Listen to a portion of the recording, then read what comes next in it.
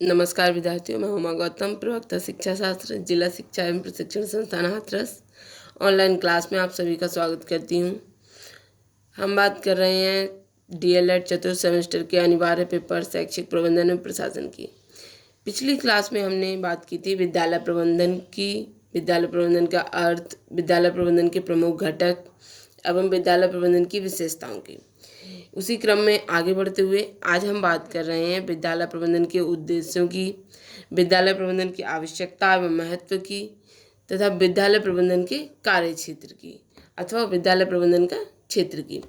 तो सबसे पहले हम बात करते हैं विद्यालय प्रबंधन के उद्देश्य क्या हैं। हम जानते हैं कि विद्यालय जो है वो समस्त शैक्षिक प्रणाली की आधारभूत इकाई है, जहाँ पर शिक्षण अधिगम प्रक्रिया का संपादन किया जाता है, अथवा विद्यालय वह स्थान है जहाँ पर शैक्षिक प्रक्रिया में जो सैद्धांतिक आदर्श मूल्य जो निर्धारित किए जाते हैं उनका व्यवहारिक रूप विद्यालय में मिलता है।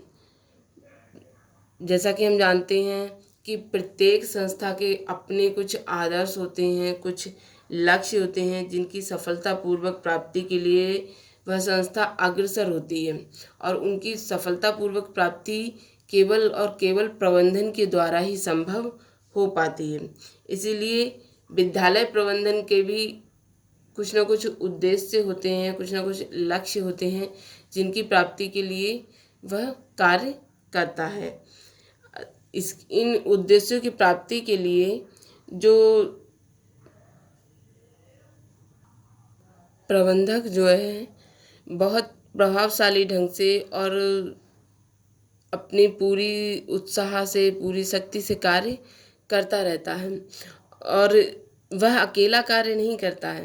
वह अपने समस्त उसके जो संसाधन हैं, उसके पास जो मानवीय संसाधन है, जो भौतिक संसाधन, उन सभी में समन्वय स्थापित करते हुए अपने जो उद्देश्य निर्धारित किए गए हैं उनको प्राप्ति के लिए प्रयासरत रहता है।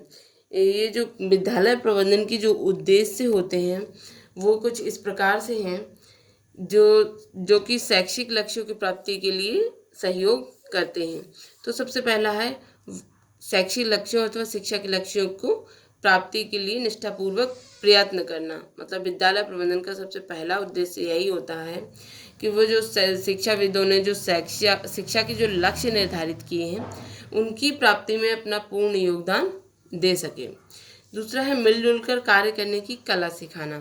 मतलब जितना भी विद्यालय में जितने भी शिक्षक, जितने भी कर्मचारी और जितने भी छात्र हैं, तो विद्यालय प्रबंधन का यह प्रमुख उद्देश्य होता है कि उन सबको आपस में मिलजुल कर कार्य करने की कला सिखाए।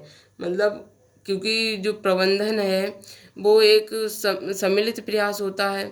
अगर मिलजुल कर कार्य नहीं करेंगे तो किसी भी संस्था की सफलता संभव ही नहीं है।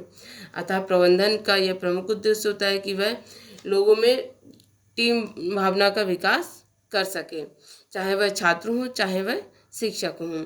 इसके साथ ही विद्यालय संबंधी जितनी भी गतिविधियां हैं, जितने भी कार्य संचालित किए जाते हैं या जितने भी कार्यक्रम विद्यालय से संबंधित किए जाते हैं, उन सभी का संयोजन और संचालन सफलतापूर्वक हो, यह विद्यालय प्रबंधन का उद्देश्य होता है। इसी के साथ ही सभी के अंदर सहयोग भावना विकसित करने का उद्देश्य होता है, जिससे जटिल से जटिल कार्य भी आसानी से किया जा सके। इसके साथ ही विद्यालय को एक सामुदायिक केंद्र के रूप में विकसित करने का प्रमुख उद्देश्य होता है विद्यालय प्रबंधन का। तथा साथ ही शिक्षा संबंधी जो प्रयोग, जो अनुसंधान किए जाते हैं, उनकी उचित रूप से व्यवस्था करना विद्यालय प्रबंधन का प्रमुख उद्देश्य होता है। विद्यालय प्रबंधन या विद्यालय प्रबंधक के रूप में प्रधानाचार्य यह चाहता है कि उसके विद्यालय का जो मतलब उसका विद्यालय जो है वो निरंतर प्रगति के पथ पर अग्रसर होता रहे। तब वह यह कोशिश करता है कि शिक्षा के क्षेत्र में जितने भी प्रयोग हैं, जितने भी अनुसंधान हैं, चाहे वो शिक्षक की तरफ से किए जाएं, चाहे वो छात्र के द्वारा किए जाएं, उन सब की वो उचित ढंग से व्यवस्था कर सके। यह विद्यालय प्रबंधक के रूप में उसका या विद्यालय प्रबंधन का उद्देश्य होता है। अब हम बात करते हैं कि विद्यालय प्रबंधन की आवश्यकता क्या है, क्यों इतना महत्वपूर्ण है विद्यालय प्रबंधन। तो इसके बारे में हम पहले भी चर्चा कर चुके हैं कि प्रबंधन जो है वो किसी भी संस्था का मस्तिष्क होता है। प्रबंधन यह निर्धारित करता है कि जो कार्य योजना बनाई गई है उसको व्यवहारिक रूप में किस तरह से क्रियान्वित किया जाए। प्रबंधन के द्वारा ही यह संभव हो पाता है कि जितने भी संसाधन हमारे पास उपलब्ध हैं या संस्था के पास उपलब्ध हैं उन संसाधनों का अधिक से अधिक उपयोग किया जाए और अपने लक्ष्यों की प्राप्ति की जाए। तो क्योंकि विद्यालय भी एक सामाजिक संस्था है और इसके पास भी जो भी संसाधन है, इसके जो उद्देश्य हैं उनकी प्राप्ति के लिए यह जो उद्देश्य विद्यालय की जो उद्देश्य हैं वो शैक्षिक उद्देश्य हैं, मतलब काफ़ी इम्पोर्टेंट भी है व्यक्ति के लिए, समाज के लिए। तो उन उद्देश्यों की प्राप्ति के लिए उचित प्रबंधन अत्यंत आवश्यक हो जाता है। अगर विद्यालय में प्रबंधन नहीं किया जाए तो जो भी उद्देश्य निर्धारित किए गए हैं उनकी प्राप्ति संभव ही नहीं है। प्रबंधन जो है वो एक सम्मिलित प्रयास होता है। अगर प्रबंधन का अभाव हो किसी संस्था में तब वहाँ पर जो लोग हैं, जो कार्य करने, जो उसके संसाधन हैं, उनमें एक कोऑर्डिनेशन स्थापित नहीं हो पाता है जिससे वह अपने लक्ष्य से भटक जाते हैं।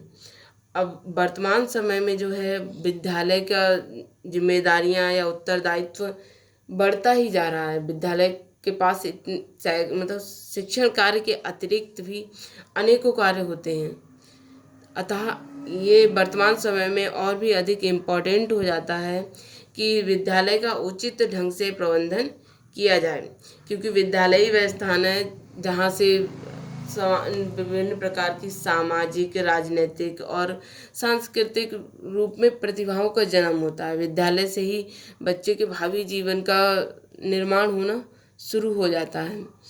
तो विद्यालय में अगर प्रबंधन उचित ढंग से नहीं किया जाएगा तो बच्चों को सीखने का उचित वातावरण नहीं मिल पाएगा। ऐसे ही शिक्षक अपनी योग्यता, अपनी दक्षता के अनुसार सिखा नहीं पाएंगे। तो यहाँ पर विद्यालय की जो मुख्य उद्देश्य है वह एकदम से संभव नहीं हो पाता है। जबकि जो विद्यालय प्रबंधन जो है वो विद्यालय के वातावरण में सुधार करता है, जिससे शिक्षा की जो गुणवत्ता होती है उसमें वृद्धि होती जाती है। इस प्रकार से हम कह सकते हैं कि वर्तमान समय में विद्यालय प्रबंधन एक सबसे ज़्यादा इम्पोर्टेंट है किसी विद्यालय को सफल बनाने के लिए, किसी विद्यालय के अस्तित्व को कायम रखने के लिए। अगर प्रबंधन नहीं है तो वह विद्यालय किसी काम का नहीं है, हम ये कह सकते हैं। इसमें कुछ पॉइंट्स हैं कि विद्यालय प्रबंधन के आवश्यकता को हम समझ सकते हैं जिनके अंतर्गत। तो इसमें हम बात करते हैं सबसे पहले विद्यालय का जो आवश्यकता, उसमें मतलब क्यों आवश्यकता है। तो विद्यालय में उपलब्ध जितने भी मानवीय और भौतिक संसाधन हैं उन सभी का अधिकतम उपयोग करते हुए अपने लक्ष्यों की प्राप्ति की जाए, इसलिए विद्यालय प्रबंधन आवश्यक है। इसके अलावा विभिन्न प्रकार की नई योजनाओं का निर्माण किया जाता है जिससे बच्चों का सर्वांगीण विकास हो सके, यह आवश्यक हो जाता है और यह सब विद्यालय प्रबंधन के द्वारा ही संभव हो पाता है।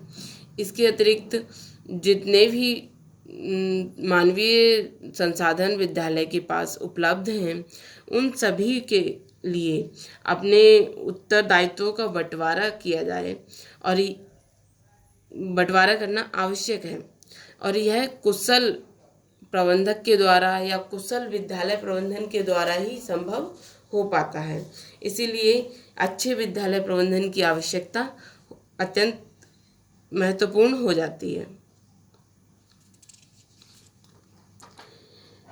इसके अतिरिक्त विद्यालय के सफल संचालन और प्रशासन के लिए विद्यालय प्रबंधन आवश्यक है, क्योंकि विद्यालय प्रबंधन को मतलब जितने भी कार्यक्रम हैं, जितने भी अन्य कार्य हैं, उनको आयोजित करने के लिए, उनके सफल संचालन के लिए आवश्यक है कि उचित प्रकार से विद्यालय का प्रबंधन किया जाए, जिससे इससे क्या होता है कि बच्चों का सर्वांगीण विकास होता है और उन्हें उचित शैक्षिक वातावरण मिल पाता है, जिससे उनकी जो सीखने की प्रक्रिया है वो बढ़ जाती है या फिर और अच्छे से चलती है और बच्चे स्वतंत्र होकर सीख पाते हैं। इसके साथ ही विभिन्न प्रकार की पाठ्य सहगामी क्रियाओं का संचालन विद्यालय प्रबंधन के माध्यम से ही किया जाता है, तो इसीलिए विद्यालय प्रबंधन का महत्व है। इस और योग्यता के आधार पर कार्यों का बंटवारा किया जाता है, मतलब जो मानवीय संसाधन हैं उनके बीच जो कार्यों का बंटवारा है वो उनकी योग्यता, उनकी कुशलता के आधार पे किया जाता है, जिससे उस कार्य को करने की या उस कार्य में सफलता की जो संभावना होती है वो बहुत अधिक बढ़ जाती है। अब हम बात करते हैं विद्यालय प्रबंधन की क्षेत्र की। तो विद्यालय प्रबंधन का जो क्षेत्र है वह बहुत ही व्यापक है, या हम कह सकते हैं बहुत ही विस्तृत है, क्योंकि विद्यालय प्रबंधन जो है वो संपूर्ण शैक्षिक व्यवस्था का आधार है। तो जितनी भी शैक्षिक प्रक्रियाएं हैं, जितनी भी शैक्षिक योजनाएं, परियोजनाएं, वो सब विद्यालय प्रबंधन के क्षेत्र के अंतर्गत आ जाती हैं, क्योंकि विद्यालय प्रबंधन ही जो है वो संपूर्ण मतलब समाज की आवश्यकताओं को ध्यान में रख के, संपूर्ण राष्ट्र की आवश्यकताओं को ध्यान में रखकर किया जाता है, इसीलिए उसका कार्य क्षेत्र बहुत व्यापक होता है। विद्यालय प्रबंधन की जो प्रणाली है वो सभी सदस्यों से कार्य को करवाने की है, तो उसके अंतर्गत प्रजातंत्र के या जनतंत्र के नियमों का या सिद्धांतों का भी ध्यान रखना पड़ता है, और यह जो है वो आपसी संबंधों का कार्य होता है, जैसे विद्यालय प्रधान और छात्रों का संबंध, छात्र एवं अध्यापक वर्ग का संबंध, अध्यापक एवं समाज का संबंध, कर्मचारियों एवं अध्यापक वर्ग का संबंध, प्रधानाध्यापक एवं अध्यापक का संबंध इत्यादि। तो इसके जो कार्य हैं या इसका जो क्षेत्र है जिसको हम कार्य क्षेत्र भी कह सकते हैं, वह इस प्रकार से है। विद्यालय प्रबंधन के उद्देश्यों का निर्माण करना, शिक्षक वर्ग के कार्यों में समन्वय स्थापित करना, विद्यार्थियों का वर्गीकरण एवं समूहीकरण करना, विद्यार्थियों में पाठ्य सहगामी कार्यक्रमों का क्रमिक संगठन, मतलब पाठ्य सहगामी जितने भी कार्यक्रम हैं उनको क्रमिक रूप से आयोजित करना विद्यालय प्रबंधन का कार्य होता है, जिसको हम विद्यालय प्रबंधन का क्षेत्र कह सकते हैं। इसके साथ ही पाठ्यक्रम नियोजन एवं कार्य विभाजन, पाठ्यक्रम को उचित ढंग से नियोजित किया जाए एवं उसका कार्य विभाजन किया जाए। इसके साथ ही विभिन्न सेवाएं जैसे भवन एवं उपकरण, प्रयोगशाला, पुस्तकालय, स्वच्छता आदि का व्यवस्था करना एवं इनका रख रखाव करना, ये सब विद्यालय प्रबंधन के अंतर्गत ही आ जाते हैं।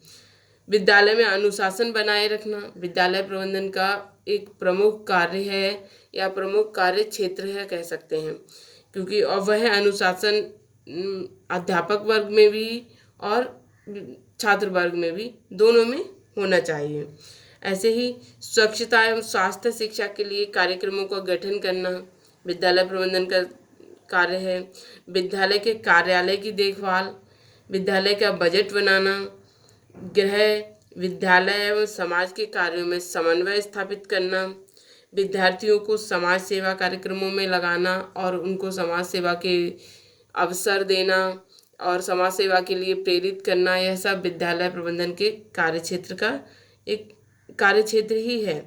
विद्यालय छात्रों को मिलकर कार्य करने की कला में प्रशिक्षण की सुविधा देना, मतलब छात्रों को यह मौका देना कि वह आपस में मिलकर कार्य करें, जिससे उनके अंदर मेलजोल की भावना बढ़े या टीम वर्क की भावना बढ़े। ऐसे ही अध्यापकों छात्रों की उपलब्धि का मूल्यांकन करना, यह जो है विद्यालय प्रबंधन का सबसे महत्वपूर्ण कार्य है कि जो जो भी प्रक्रियाएं चल रही हैं हमारे विद्यालय में, उनका समय समय पर मूल्यांकन होता रहे। उसी के अंतर्गत आता है छात्रों की उपलब्धि का मूल्यांकन। मूल्यांकन के द्वारा ही हमको यह पता चल पाता है कि हमारा विद्यालय जो है वो सही पथ पर अग्रसर है अथवा नहीं, या फिर हम कह सकते हैं कि हमारा जो प्रबंधन है वो उचित ढंग से किया गया है अथवा नहीं। इसके साथ ही अध्यापकों में कार्य विभाजन इस प्रकार से करना जिससे प्रत्येक अपनी अधिकतम दक्षता के साथ कार्य कर सके। तो यह विद्यालय प्रबंधन का ही कार्य है कि जो शिक्षक हैं उनके बीच कार्यों को इस तरह से विभाजित किया जाए कि वह अपनी रुचि से अधिकतम कार्य कर सकें। अगर किसी की योग्यता नहीं है या कोई कार्य किसी की रुचि नहीं है और वह कार्य उसको दे दिया जाएगा, तो वह कार्य वो अपनी पूर्ण दक्षता के साथ नहीं कर पाएगा। इसीलिए विद्यालय प्रबंधन यह समस्त के कार्यों का विभाजन करता है कि कौन व्यक्ति किस क्षेत्र में अधिक दक्षता से कार्य कर सकता है। इसके साथ ही विद्यालय की नीतियों का लोकतांत्रिक ढंग से निर्माण करना। लोकतांत्रिक ढंग से मतलब किसी प्रकार का दबाव ना हो। लोकतांत्रिक ढंग में मतलब सभी को मान्यता देते हुए विद्यालय की नीतियों का निर्माण किया जाए। अगला है विद्यालय की नीतियों के अंतर्गत अध्यापकों को अपने कर्तव्यों के पालन में अधिक स्वतंत्रता के प्रयोग के लिए प्रोत्साहित करना।